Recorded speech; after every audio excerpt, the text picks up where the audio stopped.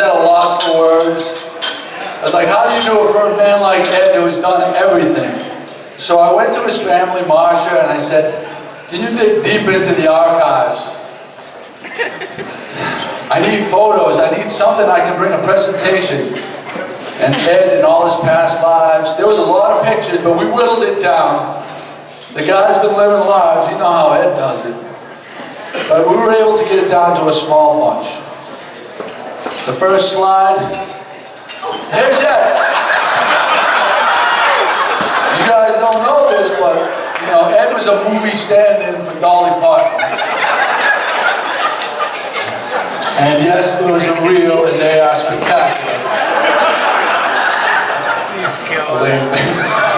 Everybody that knows Seinfeld knows that. But yeah, the next. Oh, he also the Star Wars. Many of you guys don't know, but he was filling in for Star Wars and Rocky Balboa. You know, the sparring partner. Ed's done it all. If you ask Ed, he has done it all. We all know how modest Ed is. He doesn't like to talk about himself at all. No, not at all. You're doing a good job. Oh, here he is when Mick Jagger was hungover. He was drilling too many of his groupies. He was just too hungover. And then he had to stand in with the Rolling Stones. He's music. He's got music in his veins. And then, oh, Brady, that's right. Super Bowl 38. Do you guys remember Super Bowl 38? When Ed stood in, led him to the Super Bowl championship. There he is.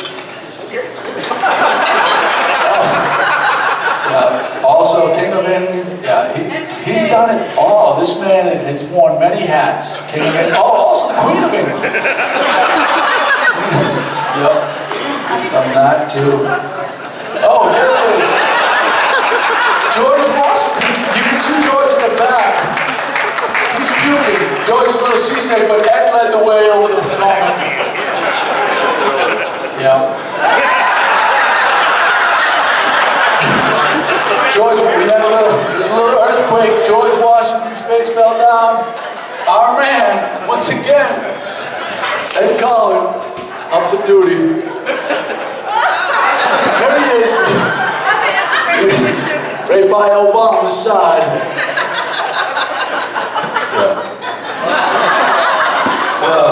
He took over when, here he is. Obama had a sore throat this day, so. There's Ed. Oh, you guys may remember the Republican convention. Everybody remember that one?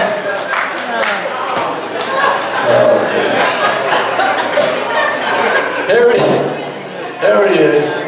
Right now, right there, he was taking over as taking care of the kids for Obama. He can lead tall buildings, believe me. This guy. Yeah. He can build them back up, he can build buildings, and he can leap over them too. That's all right. Many of you guys may not know this, but if you ask Ed, he actually won first, he came in first and second in the Blackburn Challenge. And not many people can do that, but our guy Ed can do that. Here he is at the Corn Dog Challenge. He placed 5th. Yeah. That is a face that only a mother could love right there. Now, this is our leader. I don't know. I don't even know what he's doing right here. We're having some fun out there. I think he's stomping for Sherry right here, trying to get the hotel built. I don't know. There he is, letting his hair down. That's the last slide. I hope you guys liked it. There's our guy Ed. He's not afraid. Big round of applause for Ed Collin. I got to play that. I got a few words to say about you.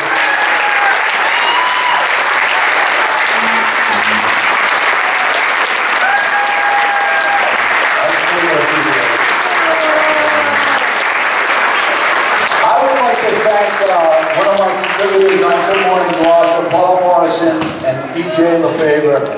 They did the heavy lifting on our slideshow. They did the slides, and Paul did a lot of the writing on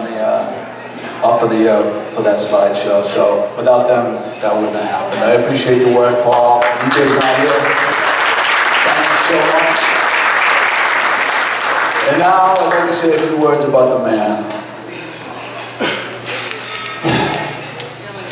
Ed. How lucky are we anyway? You know, we live in this community, and communities like Gloucester and Lockport and Essex. And, you know, the people that live here, they have such a passion for the sense of place. The people that care, they care deeply about, you know, no matter if you're like really hardcore left or hardcore right, everybody really has a strong sense of commitment to this place. You know, we're not a bedroom community. We're fortunate enough to have like the very best beaches, the very best restaurants, the very best music scene. We have a vibrant downtown, an incredible art scene. I mean, there's a lot of places that you can go up and down the East Coast that have one or two of those things, but there's not many, if any, that has what Gloucester and Cape Ann has. Like, if you can check off all those boxes, that's a special place.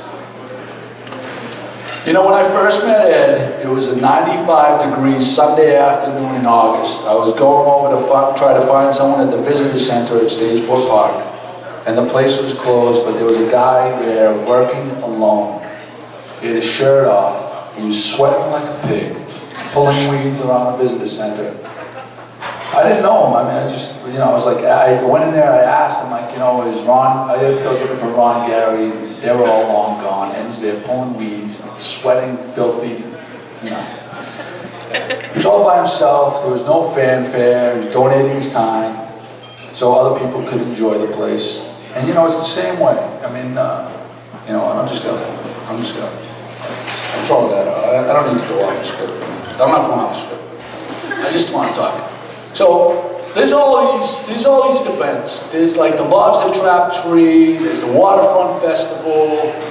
There's just a million events around town, and a lot of chamber events. And you know who's the first guy always there? It's Ed. It's Ed. You know who's the last guy there cleaning up when all the cameras are put away? It's Ed. I mean, every single time when we're building the Horribles Day float, who's there at the beginning? Who never says we can't do it? Ed. Ed. Who has a smile on his face when he's busting his ass? Ed. Right? Who is the most dependable, loyal guy you know? Ed. Right? And it's like right down the line. Like, I mean, I feel so blessed and so honored to call him like one of my closest friends, and we as a chamber, to have this guy that's willing to go toe-to-toe with people that are bigger than them, that have more power than him, have your back and know it's unwavering. I mean, it is, I mean, I can't explain, like whenever there's something coming up, we all know he's got our back. I mean, it is a special thing. It's a special thing because there's a lot of people that do things when the cameras are on. There's a lot of people that do things for political aspirations. This guy, he does things because he knows it's right. There's no question. There is no question. When he speaks to you, you know where he stands on every single issue. You know he speaks from the heart, and you may not agree with him. He doesn't care. He's doing what he thinks is right. You know, and 99 out of 100 times, it's the right thing. So, I have no idea what the hell my speech is. I don't know where I was going, but I'm going to tell you this.